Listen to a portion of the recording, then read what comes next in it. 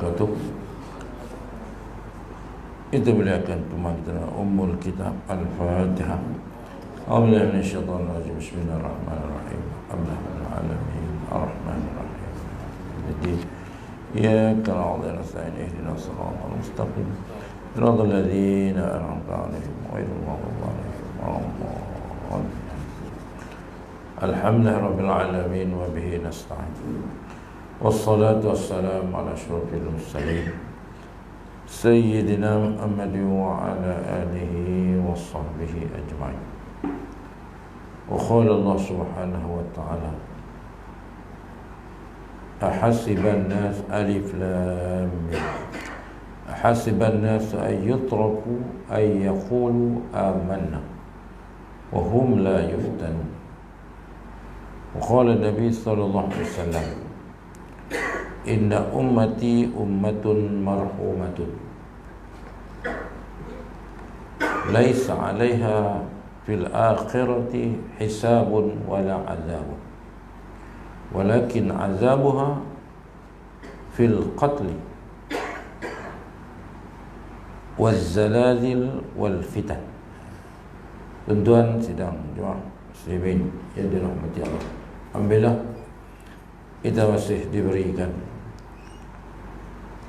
nikmat hidup sampailah ke saat ini. Allah memberikan nikmat sihat dan nikmat lapang. Dua nikmat yang sering dilalaikan, dilupakan oleh kebanyakan daripada manusia. Dan Allah tanya kita, alif lam mim, ahasiban nas ay yutraku ay yaqulu amanna wa hum la yuftanun. Contohnya permulaan surah Al-Ankabut, alif lam mim. Kemudian ahasiban nas, apakah kamu sangka, Allah tanya, ay yutraku, kamu sudah ditinggalkan, maksud dia tak kena apa-apa. Kemudian ayaqulu amanna, dan kamu boleh berkata kami beriman, wa hum la yuftanun, dan kan kamu tak kena uji apa. Jadi Tuhan tanya kita dalam bahasa kita, apa sangka apa boleh masuk syurga ke? Kamu tak kena apa-apa ke? Dan Allah tak buat apa sedangkan kamu tak pernah diuji apa. Maka Nabi SAW dalam hadis baginda menyebut, inna ummati ummatun marhumatun. Umatku, dikata Nabi, umat yang disayangi, umat yang dirahmati. Marhumatun, Allah sayang kat kita. Maka umat yang Allah sayang ni, Nabi kata, laisa 'alaiha hisabun, tak ada hisab, wala inna ummati ummatun marhumatun. Maka Nabi kata laisa fi azabun, laisa fil akhirati, tidak ada nanti di akhirat. Di akhirat nanti, kerana kita ni umat yang dirahmati, umat yang Allah sayang. Laisa fil akhirati hisabun wala azab. Maka tak ada azab, hisab pun tak ada, azab pun tak ada. Maksudnya umat yang mendapat rahmat keampunan Allah ni di akhirat besok, Nabi kata tak ada hisab pun tak ada, azab pun tak ada. Hisabun wala azabun, maknanya dia masuk syurga terus ya. Tetapi walakinna azabuh, tapi Nabi kata azab bagi umat Muhammad ini fil qatl, maksudnya azabnya Allah bagi atas dunia. Maka kita ni umat Islam ni akan banyak kena fil qatl, banyak kena bunuh fil qatl, banyak berlaku pembunuhan terhadap umat Islam. Umat Islam Rohingya, umat Islam Palestin, umat Islam di China, umat Islam di Kashmir, umat Islam di mana-mana akan dibunuh Dan dia pun tak tahu kenapa dia dibunuh. Hak bunuh pun tak tahu kenapa dia membunuh. Maksudnya hadis ni lah, hadis ni berkata ujian umat yang disaingi di ujian atas dunia dalam bentuk pembunuhan fil khat, kemudian dalam bentuk wazzalazil, dalam bentuk banyaknya berlaku az-zalazil ni, gerak gempa, maksudnya bencana alam. Umat Islam ni dia kena macam-macam bencana alam menimpa negara umat Islam, menimpa Afrika umat Islam semua, menimpa Bangladesh, kemarau, banjir, umat Islam kena banyak. Jadi banyak berlaku gerak gempa, yakni bencana alam. Kemudian wal fitan, dan banyak berlaku fitnah, ujian, macam-macam ujian.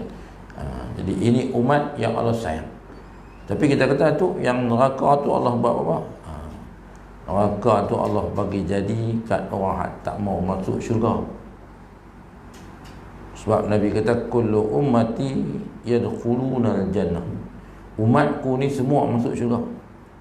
Illa man aba. Kecuali hak tak mau, kecuali yang enggan.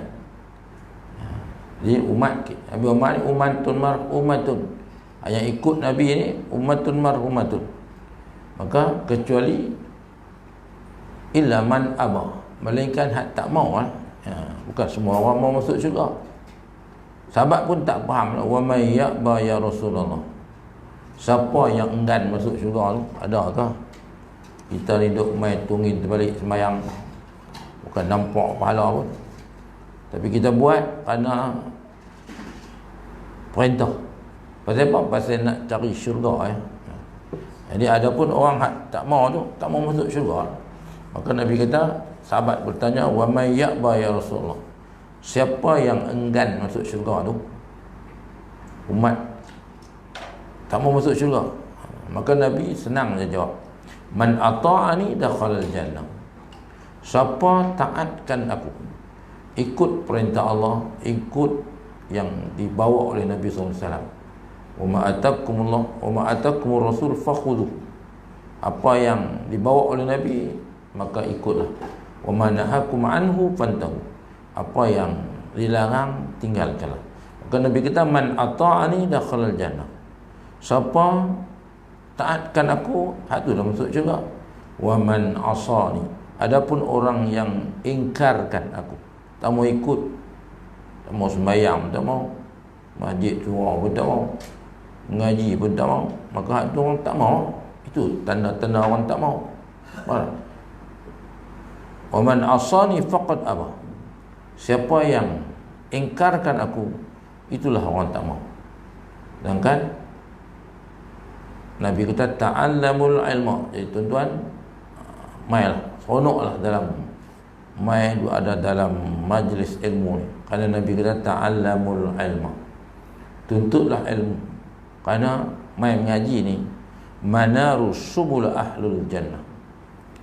Mana menara, simbol di tempat kita ni, orang tahu kata ada masjid surau, pasal apa? Nampak menara tinggi. Maka nak kenal mercu tanda ahli syurga. Nabi kata orang main mengaji lah. Maka ta'allamul ilma. Ada lagi lah hadis tu panjang.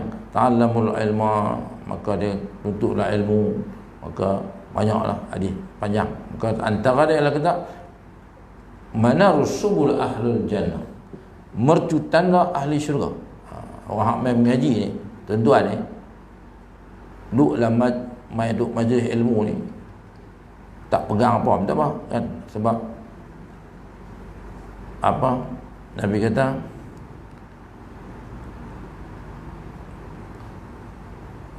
man apa?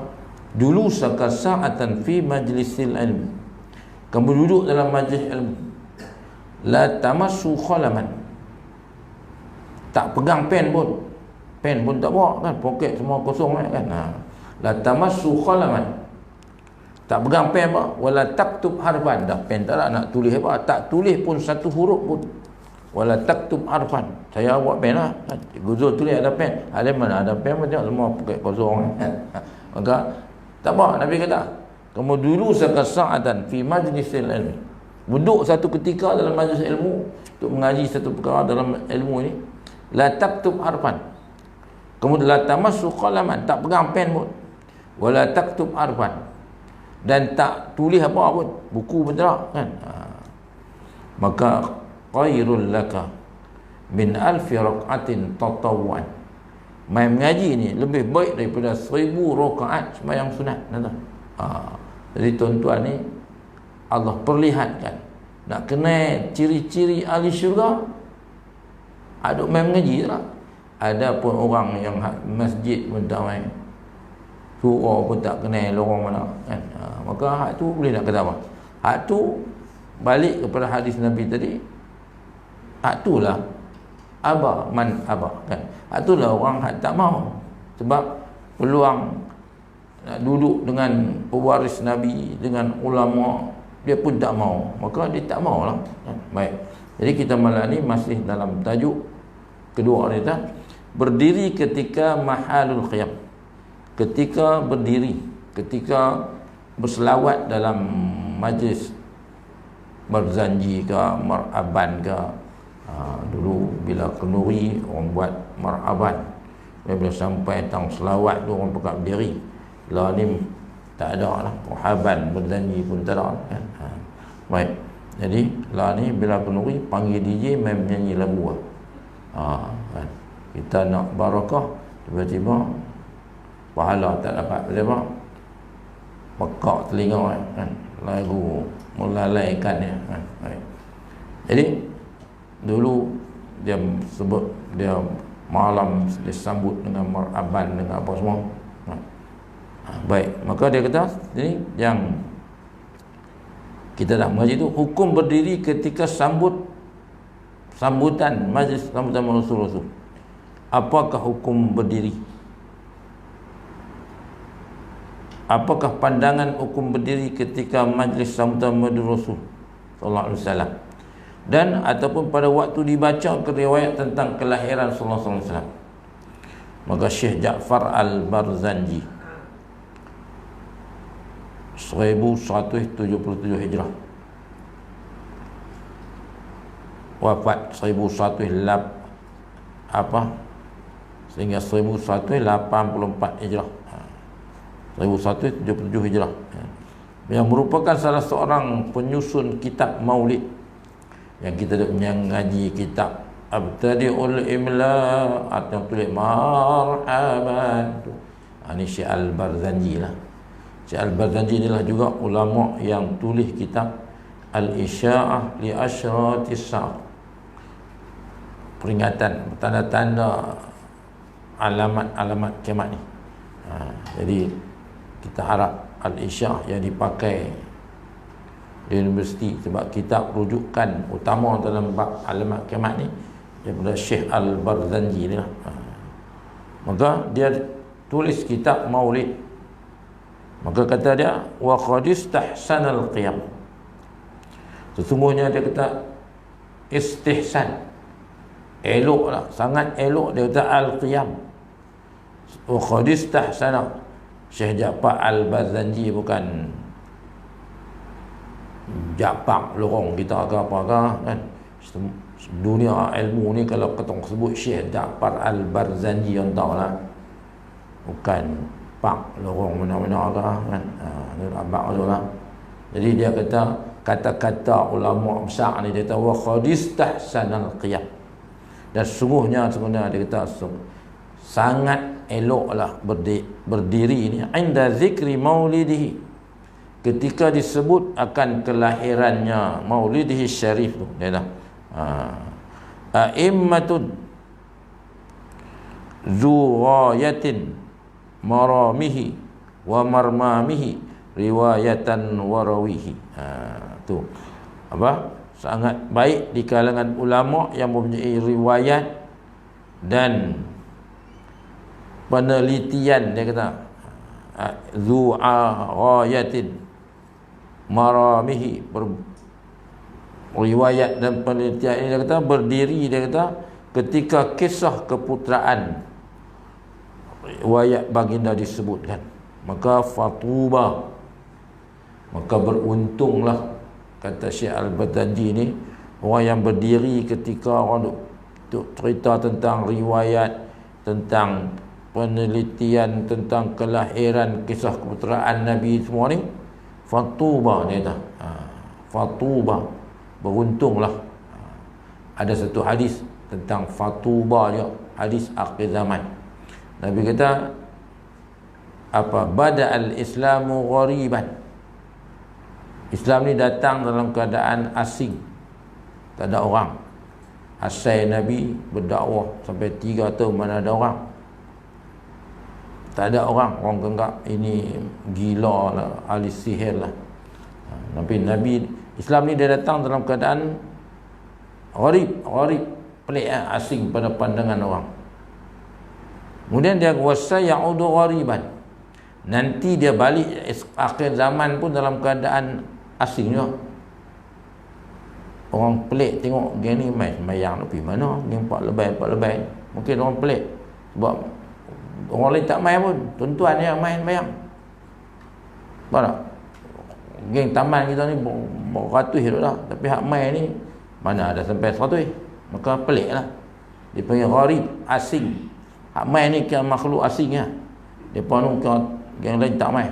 Masa ni duk pakai lok pendek, basuh kereta ke apa-apa. Dia tu lah. Tak main semayang ni kira geng pelik-pelik lah. Geng pak lebay, geng kita lah, geng tuan-tuan, kita semua lah. Hak kan main, hak lain tak main lah. Aduh, penuh. Masa dia akhir zaman, Nabi kita dulu ni dia main dalam keadaan gharib. Kemudian akhir zaman pun dia wasa ya'udu ghariban. Dia akan balik semula di akhir zaman dalam keadaan pelik, asing. Orang asingnya yang main semayang ni. Tapi Nabi kata fatuba. Ni macam ni lah, fatuba ni beruntunglah. Ni Syekh Barzanji kata, dia pun guna perkataan fatuba. Maka Nabi kata fatuba lil ghuraba. Beruntunglah orang-orang yang terpencil ni. Kita main semayang ni kan geng terpencil lah. Orang lain pun bukan apa mos sembang-sembang kita depan ni, geng tu imam ni. Ada orang tu, ada orang macam tu. Saya sampai ke telinga orang-orang ni, ni geng tu imam tu lah. Baguslah geng tu imam, geng masjid dia. Daripada duk geng sembang murung kedai kopi tu. Tak ada apa, tambah Allah ni akhir zaman ni. Nabi kata min husnil mar'il muslim, daripada keelokan, keindahan, kecantikan seorang muslim itu adalah tarku ma la ya'ni. Kamu tinggalkanlah benda yang tak ada penting bagi kamu. Benda penting bagi kita, main sembahyang, main mengaji, jaga keluarga kita, pergi tengok orang mati, pergi kenduri rumah orang, pergi mengaji.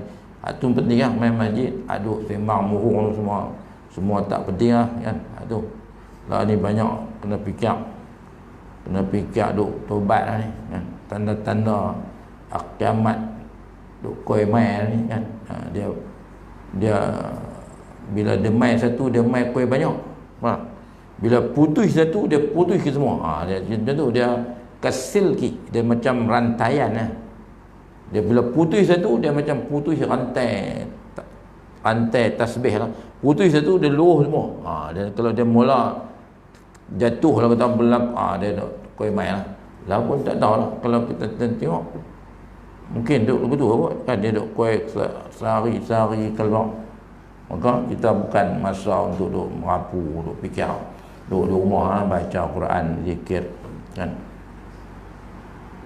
Pergi beli barang balik pada masa duduk sembang, pergi tengok nilau 3-4 jam pasal karat Quran haram tak baca kan. Kita fikir lah kan. Maka Nabi kita fatuba lil ghuraba. Beruntunglah orang-orang yang gharib itu, orang-orang yang asing itu. Jadi tuan-tuan hak main masjid ni jangan rasa bimbang apa. Nabi kata beruntung. Walaupun kita ni di pandangan masyarakat ramai geng pelik kan, geng duk main mayang, geng. Sebab ramai orang tak sembahyang lah ni. Kajian telah dibuat oleh universiti yang sembahyang ni tak sampai 30%, tuan-tuan. Orang sembahyang ni tak sampai 30%. Saya pernah buat kajian di Pasar Malam, Bandar Baru Bangi. Kita gila-gila hampa tunggu tengok apa orang nak sembahyang. Daripada 100 peniaga, 15 saja sembahyang. Maksudnya 15% ya peniaga pusat malam sembahyang. Lebih kurang tu lah. Hak tak sembahyang tu banyak kan. Jadi nak kira apa? Rezeki cari makan ligan dunia tu lah, tapi barakah tak ada. Maka hidup ni bila tak ada, bila membesarkan dunia, Nabi kita, idza azzamat ummati dunya, bila umatku duk kira ligan dunia, duk membesarkan dunia, apa? Nuzi'at haibatul Islam, akan dicabut kegerunan terhadap Islam. Orang tak gerun lah kat Islam. Pasal apa? Nampak kan. Wa idza tarakatil amru bil ma'ruf wan nahyu 'anil munkar, dan bila kamu tinggalkan kerja ni, kerja ajak orang buat baik, kerja larang orang buat jahat ni, kerja amar ma'ruf nahi munkar ni, maka kalau kita tak buat kerja tu, tak ajak orang buat baik, tak cegah orang daripada buat jahat, maka hurrimat barakatul wahyi, Allah haramkan keberkatan wahyu. Bila hidup tak ada berkat, ligan pun tak pernah cukup. Mana? Ligan dunia pun tak pernah cukup, tak pernah cukup. Jadi bila tak cukup, itulah hak jadi menteri rasuah, hak jadi menteri rasuah, tak cukup lah tu. Kalau cukup, takkan dia nak keterah rasuah ni? Tak cukup lah kan. Tak cukup lah. Hak jadi polis rasuah, jadi custom rasuah, hak jadi immigration rasuah, hak jadi SPRM pun rasuah ya kan. Jadi nak heran apa? Tak cukup lah betul. Tidak ada sifat qanaah. Pasal apa? Mungkin keberkatan wahyu tak ada. Maka bila keberkatan wahyu tak ada lah. Baik, salah satu dia ialah nak bagi barakah ni ialah banyakkan berselawat.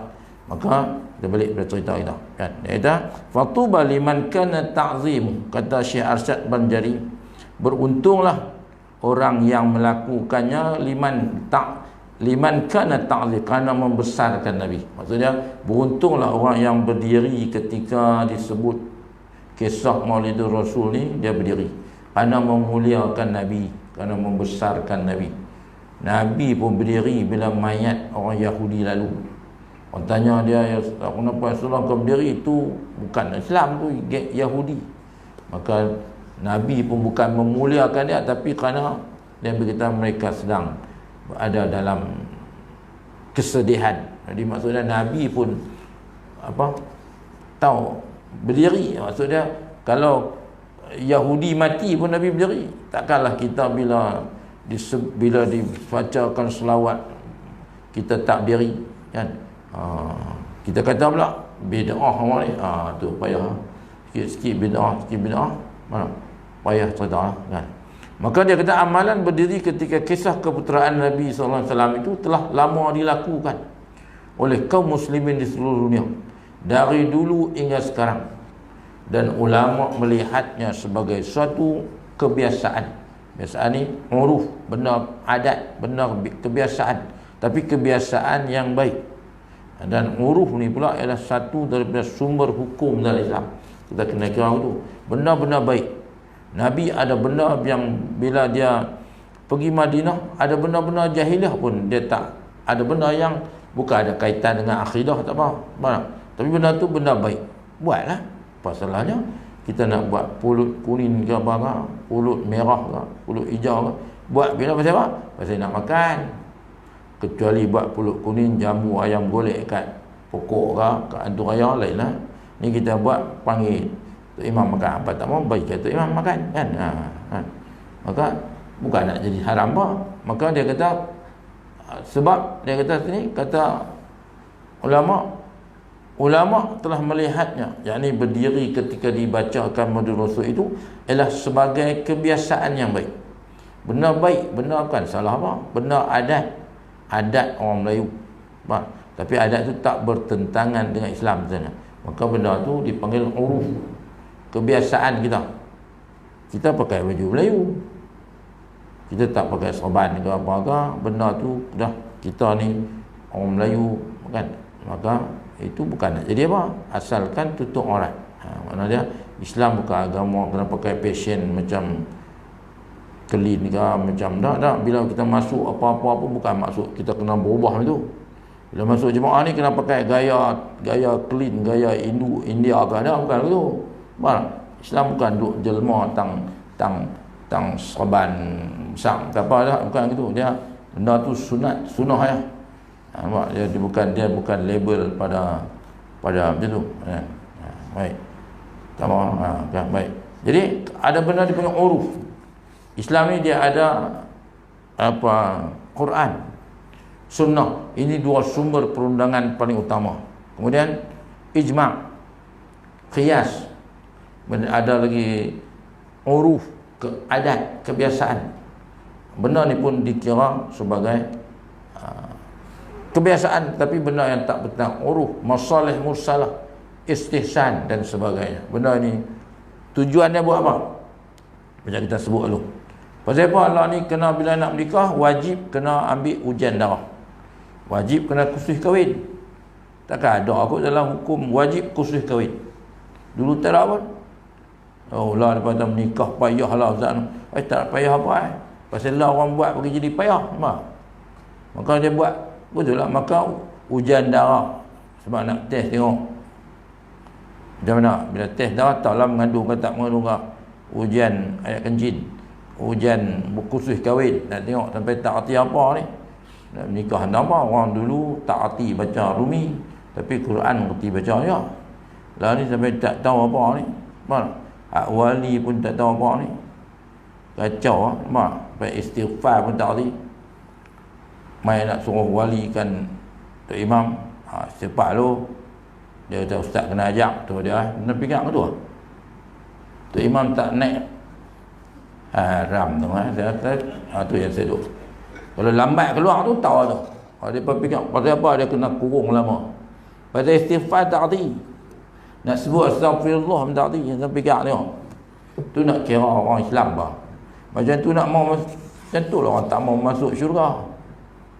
Tapi alhamdulillah lah pengantin lah ni semua erti.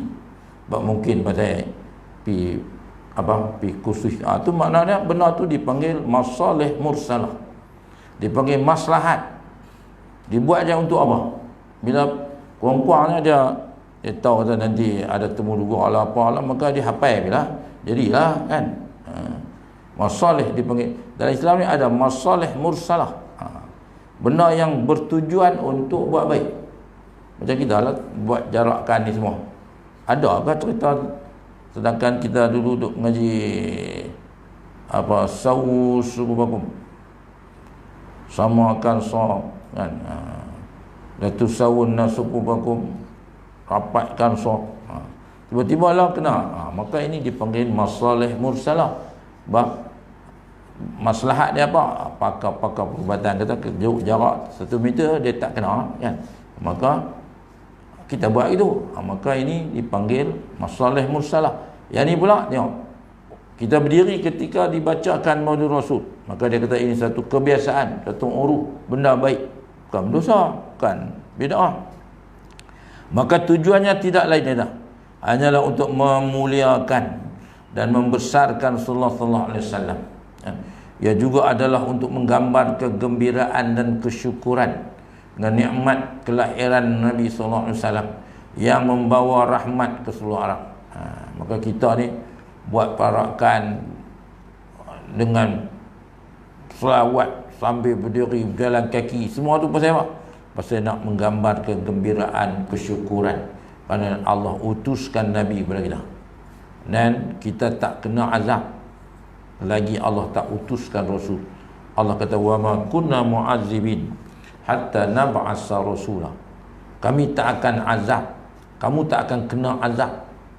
Allah kata kami tak akan azabnya, tak akan kena azab hatta nab'asa rasula, sampailah kami utuskan Rasul. Maka kita lah ni Rasul dah utus dah. Ilmu pewaris Nabi yang sampai pula kita, ulama-ulama, ustaz-ustaz. Baik, kita atok mai mengaji ya. Malam ni mengaji cerita ni, malam ni mengaji bab ni, bab akidah, bab fiqh, bab semua. Maka Allah tak akan azab kita selagi kita diutuskan. Maka kalau dah tak mau mengaji, habis sedar lah. Paling rugi ni orang yang hadis 3 golongan yang paling rugi ni yang kita baca tu. Saya pun tak ingat matanya. Dan tiga golongan yang paling rugi ni ialah orang yang pertama dia kata ialah apabila dibentangkan dunia ni rezeki macam-macam tu tak, tapi duk berkelih tu lah. Maksud duk berebut. Nabi kata dibentangkan dunia fahashasan, kamu menjadi berhasad dengki dengan rezeki masing-masing tu lah.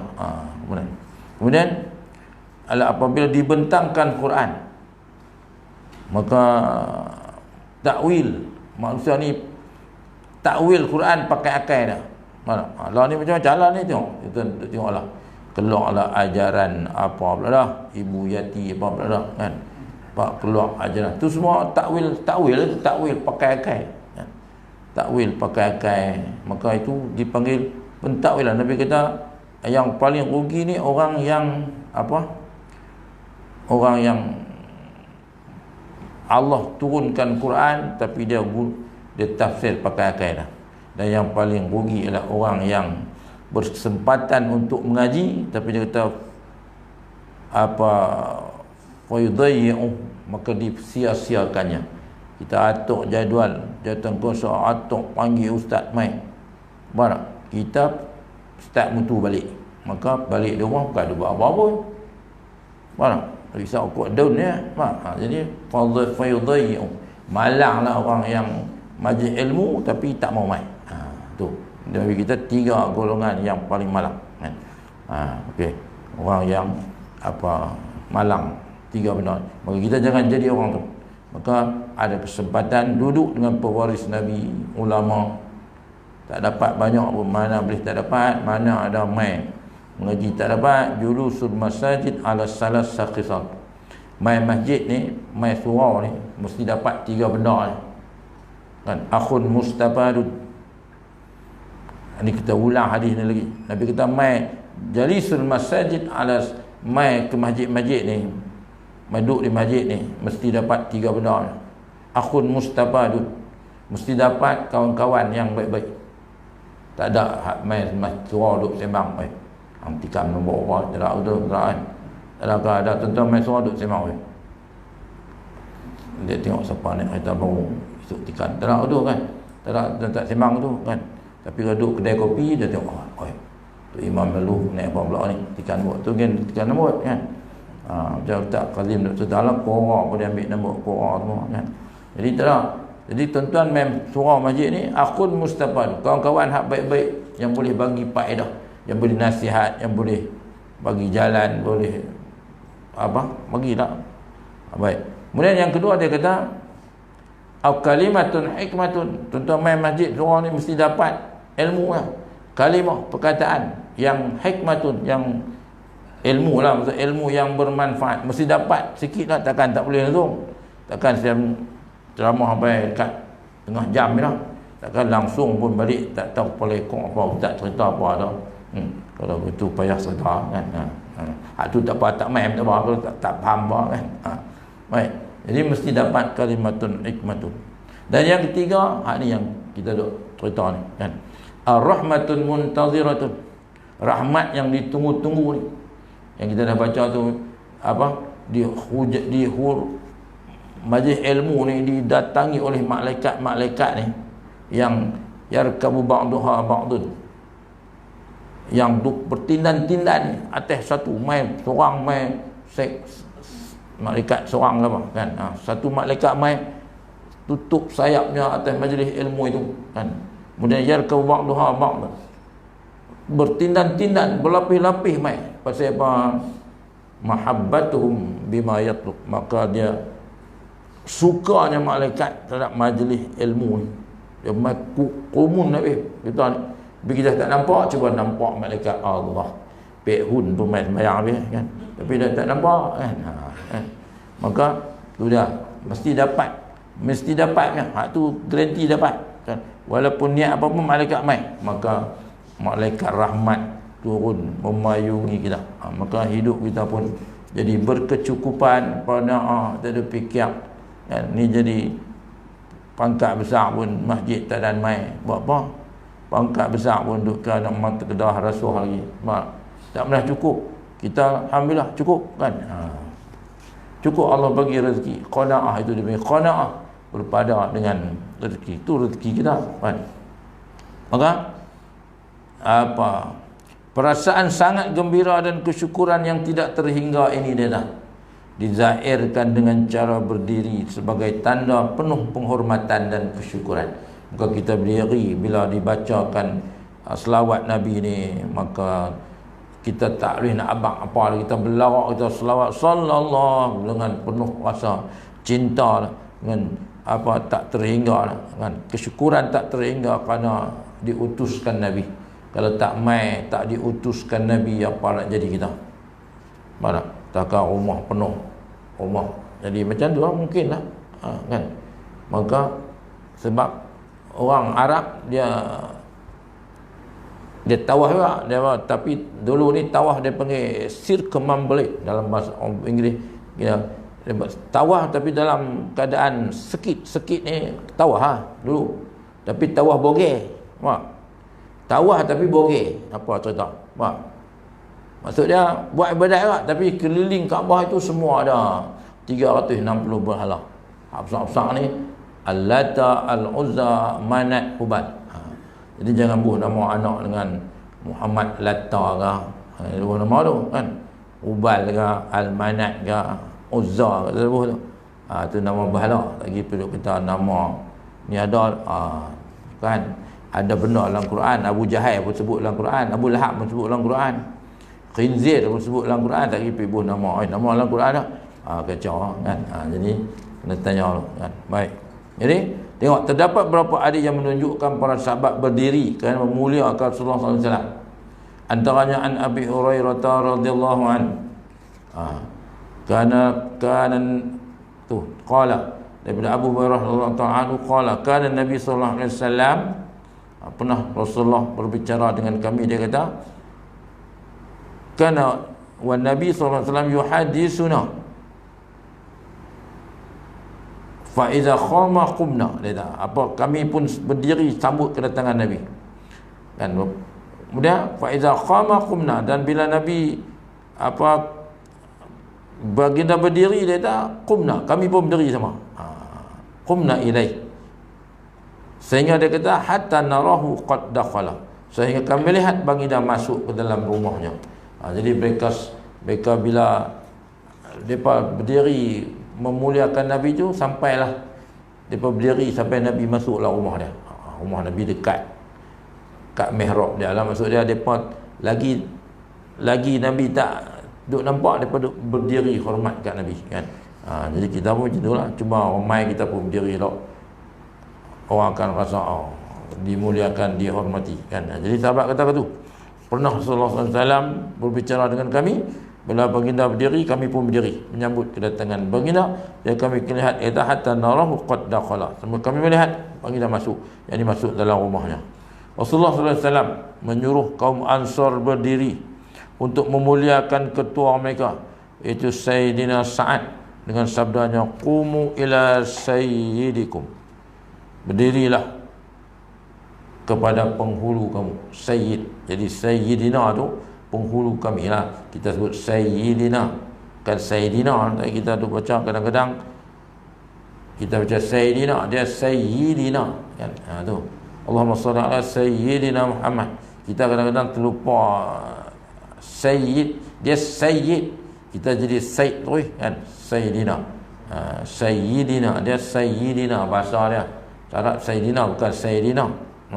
Allahumma salli ala sayyidina Muhammad wa ala ali sayyidina. Jadi apa, Nabi pernah suruh kaum Ansar ni berdiri memuliakan ketua mereka, iaitu Sa'ad bin Abi Waqqas, dengan katanya qumu ila sayyidikum, berdirilah menghormati penghulu kamu. Maka jika disuruh berdiri kerana memerhati orang lain yang mempunyai kelebihan, maka lebih-lebih baik kita menghormati dan memuliakan Nabi. Maka tak ada salah apa. Kita bangun kerana hormat, raja masuk hormat, kerana dosa apa? Mana? Mana? Tapi itulah, ada orang masa tak sebelum ni, bila tanya orang kata macam mana pakai kopiah apa bubuh lis kerana kematian berkebun, dia tak ada dalam Islam. Tak ada dalam Islam. Kita tak ada penghormatan. Tapi bila duduk di tempat jadi mufti, hang berpakai pula. Tu kata. Sebab tu tak fikir kan. Sebab tu benda-benda ni bukan dia haram. Faham? Jadi kita berdiri, orang besar masuk, kita berdiri hormat dia. Maka lebih-lebih lagi kita menghormati dan muliakan Nabi. Baik. Maka kita ambil satu cerita. Tak ada. Diceritakan bahawa pengarang Madha'it Tabut Al-Allamah Habib Abdul Rahman bin Ubaidullah As-Sakhaf rahimahullah, dan berihlahnya ke Mekah untuk menunaikan umrah, telah membaca maulid junjungan Nabi SAW. Bila kata jenis Habib ni geng daripada Yaman. Dia dia main cerita dia Habib Abdul Rahman Ubaidullah bin Ubaidullah As-Sakhaf ni. As-Sakhaf ni banyak geng Yaman, keturunan Nabi kan. Dalam rihlahnya perjalanan ke Mekah untuk menunaikan umrah telah membaca maulid Nabi SAW dalam Masjidil Haram. Bila main Masjidil Haram, mereka pun baca maulid Nabi bersama teman dan murid-murid beliau. Tak kala sampai kepada kelahiran junjungan Nabi SAW, yakni Mahalul Qiyam. Bagaimana kebiasaan umat Islam di seantero alam seluruh dunia ni, beliau bersama para hadirin pun berdiri sambil melantunkan selawat dan salam ke junjungan Nabi SAW. Dia dah kan, bila Habib mai ke Mekah, mereka pun bawa rombongan dia. Bila selawat, mereka pun berdiri bila mai selawat dan salam, selawat dan salam. Hal ini diperhatikan oleh petugas Masjidil Haram. Yang puak-puak petugas dia tengok apa kaitannya ni. Ketika ni Saudi telah ikut aliran Muhammad bin Abdul Wahab lah. Maksud dia Wahabi lah kan. Saudi ni Wahabi lah. Sedangkan dulu ni Saudi dia bukan Wahabi. Tapi apabila pecah berlaku pemberontakan di Najd, Bani Saud sepakat dengan Muhammad bin Abdul Wahab untuk melakukan pembebasan. Ini cerita asal, cerita sejarah. Kita kena mengerti sejarah kan. Sejarah Saudi masa tu duduk di bawah kekuasaan Bani Umayyah, tapi di hujung-hujung pemerintahan Bani Umayyah Osmaniyah, Khalifah Osmaniyah pelemah dah. Berlakulah pemberontakan negeri-negeri jajahan ni untuk ni. Maka di antara pemberontakan di Najd dipimpin oleh turunan Bani Saud lah, yang nama Saudi lah ni. Maka mereka dibantu pula, raja dibantu pula oleh Ahmad bin Abdul Wahab yang bawa aliran ni. Maka ketika itu Saudi berada di bawah pemerintahan Abdul Aziz As-Saud. Maka petugas itu tadi datang pada Habib ni, Habib Abdul Rahman bin Ubaidullah ni, dan dengan kasar menyuruh beliau berhenti. Habib ni macam kita lah, geng-geng Habib duk main baca ya hanana ya hanana. Tapi di Malaysia ni ada orang kata bid'ah kan. Sedangkan puak-puak tu Habib semua tu geng tu Yaman, geng keturunan Nabi belaka kan. Main di Malaysia duk ya hanana ya hanana. Ada orang kata bid'ah, mak. Puak Wahabi kata bid'ah kan. Maka macam ni lah juga. Habib mai ke Mekah, selawat dengan anak murid dia, berdiri, tiba-tiba petugas mai suruh berhenti.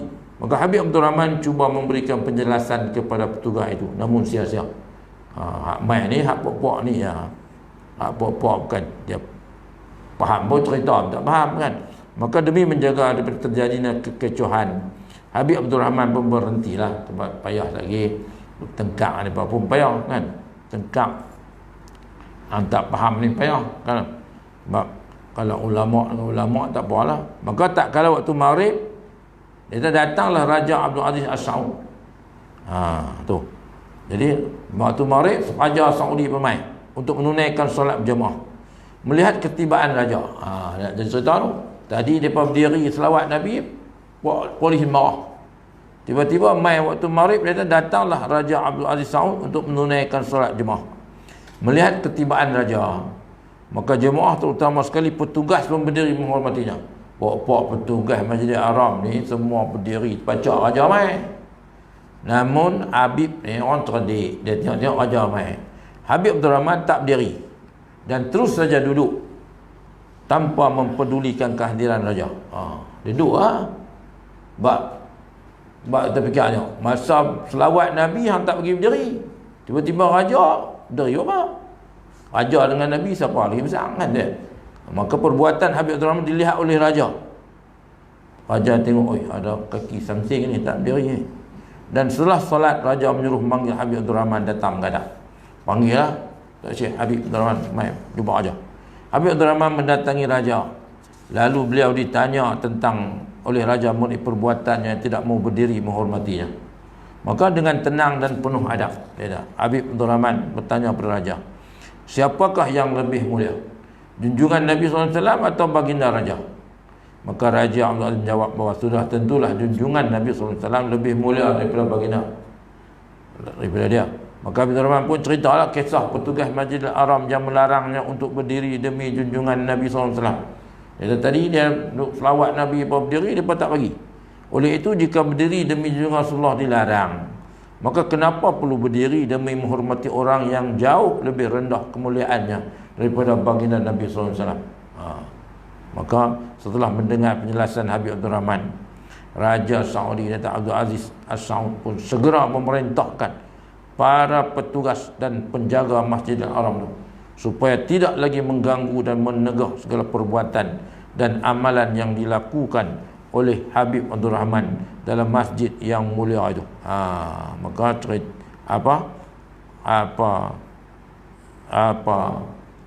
dan raja perintah tak apa, kalau gitu jangan duk kacau dia pak. Jadi nak abang kata kalau raja kita berdiri, cuba tak berdiri jadi apa? Terkena kan. Maka takkanlah bila memuliakan Nabi sebut selawat tak berdiri, maka habis cerita tajuk tu. Kita akan jumpa pada pertemuan akan datang. Tajuk bab ke-14 ni bab umum dah. Tajuk dah habis dah, cerita bab ibadat, cerita tasbih, cerita apa ni semua. Bab umum tajuk utama adalah sesat. Betul kan Nabi sebelum Islam, sebelum belum Nabi jadi Nabi sesat kan? Betul ke mak ayah Nabi masuk neraka? Macam itulah kan tajuk-tajuk umum. InsyaAllah kita akan jumpa pada pertemuan akan datang. Yang baik daripada Allah SWT. Sila itu kelemahan kurangan saya. Qul qawli hadza wa astaghfirullahal azim li wa lakum wa lisa'iril muslimin astaghfiruhu innahu ghafurur rahim.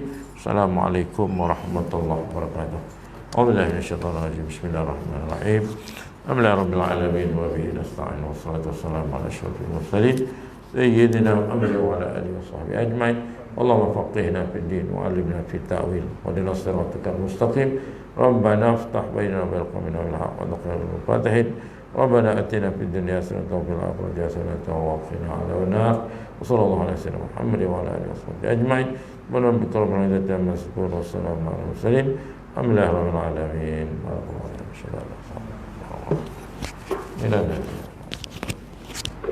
Assalamualaikum.